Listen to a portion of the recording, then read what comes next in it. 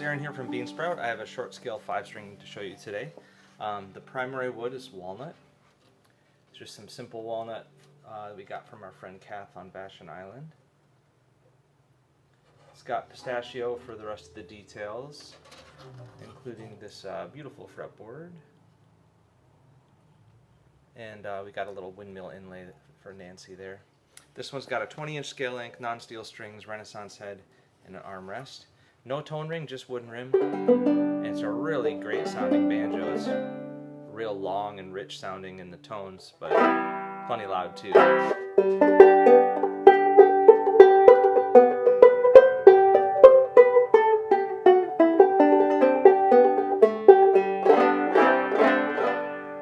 really pleased with it. Thanks.